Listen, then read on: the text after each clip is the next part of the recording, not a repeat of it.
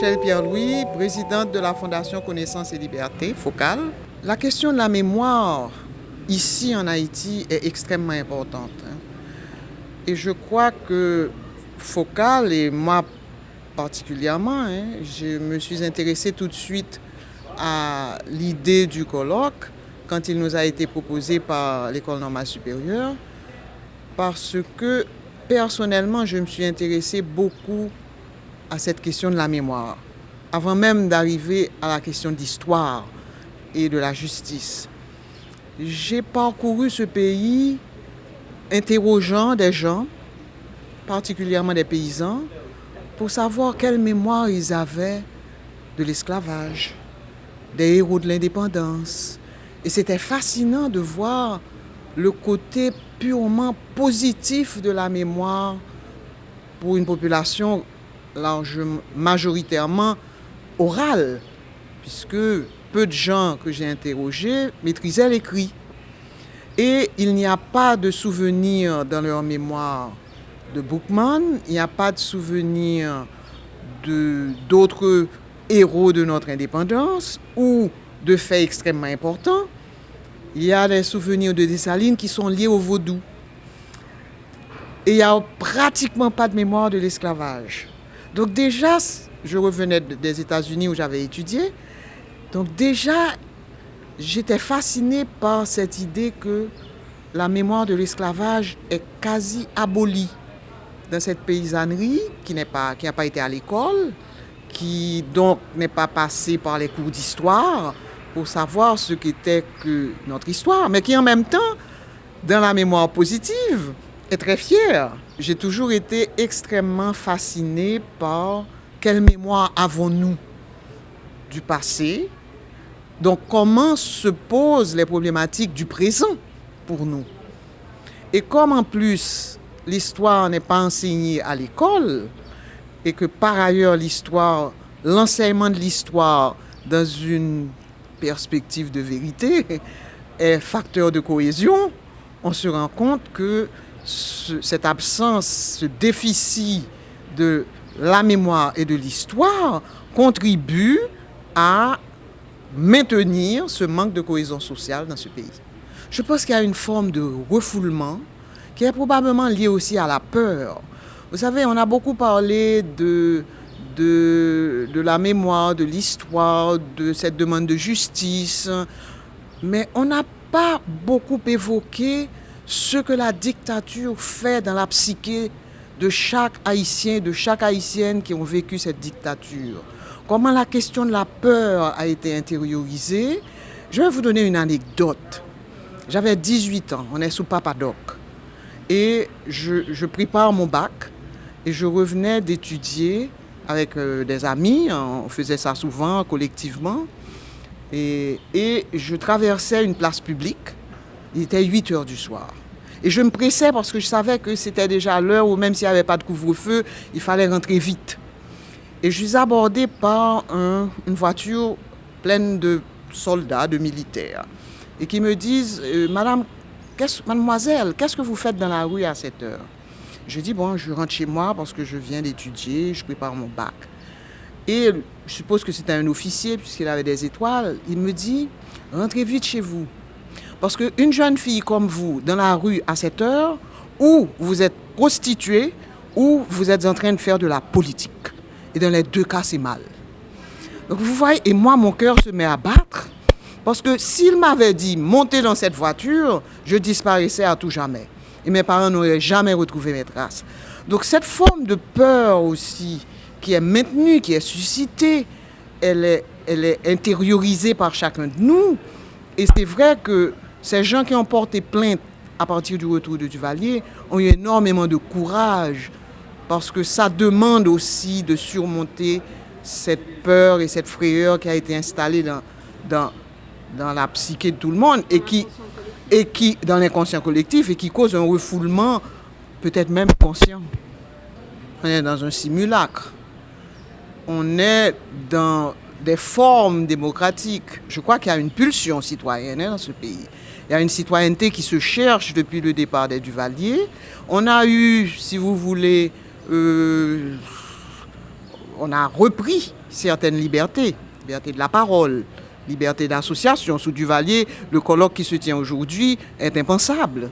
Donc c'est vrai qu'il y a eu des conquêtes, on est descendu dans la rue pour ça, hein, parce que si on n'avait pas eu cette conscience citoyenne et cette volonté de au moins reconquérir ces libertés ou même les conquérir, parce que moi je ne les avais jamais connues, ces acquis, on y tient.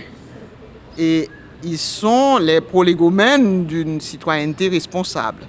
Mais pour ce qui a trait maintenant à l'inclusion de tous les citoyens dans une légalité et démocratique, on en est encore loin. On est sous pression pour faire des élections, donc on est dans les formes démocratiques, mais on est encore loin vraiment de la citoyenneté démocratique responsable et de l'égalité qui, elle, est le fondement même de la démocratie. J'enseigne un peu l'histoire du 19e siècle dans ces relations internationales, j'enseigne à l'université. Et ce qu'on a fait de ce pays tout de suite après son indépendance n'est pas suffisamment dit. Il y a eu pas mal d'écrits là-dessus. Naturellement, le 19e siècle est loin, on est au 21e siècle. Mais n'empêche que les relations d'Haïti avec le reste du monde ont été extrêmement difficiles. Et on nous a fait payer très cher cette indépendance. Par toutes sortes de moyens. Politique, pression diplomatique, diplomatie de la canonnière, dette infernale, puisque ça a été la dette, la double dette, la triple dette, et on n'en est pas sorti. Moi, je dirige une fondation, donc je suis très consciente de l'aspect limité de ce que nous faisons et souvent d'être en substitution par rapport à l'État. Mais il est évident aussi qu'il y a des ONG qui se sont enrichis. Vous savez, j'ai un ami qui dit que, il utilise une expression anglaise, il dit que ce sont des poverty pimps, des proxénètes de la pauvreté. Bon, c'est un peu ça aussi. Vous savez, le monde s'organise autour de ces questions-là aussi. Mais ce serait à un État, comme ça s'est produit dans d'autres pays comme le Rwanda, de dire, écoutez, nous voilà nos politiques publiques, et vous allez vous inscrire dans ces politiques publiques, parce que c'est pas ce qui se passe aujourd'hui. Vous savez, j'ai été première ministre dans ce pays, et je peux vous dire que c'est extrêmement difficile d'avoir un ministre qui a le contrôle de l'ONG qui travaille dans son secteur. Parce que cette ONG vient avec de l'argent et se croit un pays conquis et dit, bon, moi, voilà ce que je veux faire dans ce secteur. Et le ministre concerné n'a pas de prise sur cette ONG. Alors, évidemment, il faut pouvoir mettre de l'ordre dans tout ça. Mais ça prend aussi une légitimité, une légitimation du pouvoir politique. Et on en est encore loin. Il y a des gens qui prétendent que nous aurions des ressources naturelles, qu'il y aurait du pétrole ici, qu'il y a de l'or, etc. Bon, moi, je crois que tout ça, ce n'est pas encore prouvé, fondé. Mais vous avez dit, hormis l'intérêt géostratégique, ben, l'intérêt géostratégique est fondamental. Il est fondamental. Et puis par ailleurs, en évoquant les pays d'Afrique, vous savez, on est dans une espèce de revers du colonialisme. C'est-à-dire, lorsque vous vous êtes permis pendant des siècles d'avoir balkanisé l'Afrique, d'avoir eu des intérêts politiques, économiques, stratégiques, minerais et tout dans les pays du monde, et vous pensez qu'aujourd'hui, ces peuples qui ont subi ce colonialisme, ce racisme, ce néocolonialisme, ne vont pas dire, ah ben, écoutez, c'est le juste retour des choses. Moi, je veux aller vivre dans ces grandes démocraties qui sont venues nous faire une leçon et qui, aujourd'hui, ont un problème fondamental par rapport à l'immigration dans tous ces pays. Et d'ailleurs, vous parlez de démocratie, mais elle aussi, elle est aujourd'hui, je ne dirais pas remise en question, mais il y a des questionnements qui se posent partout.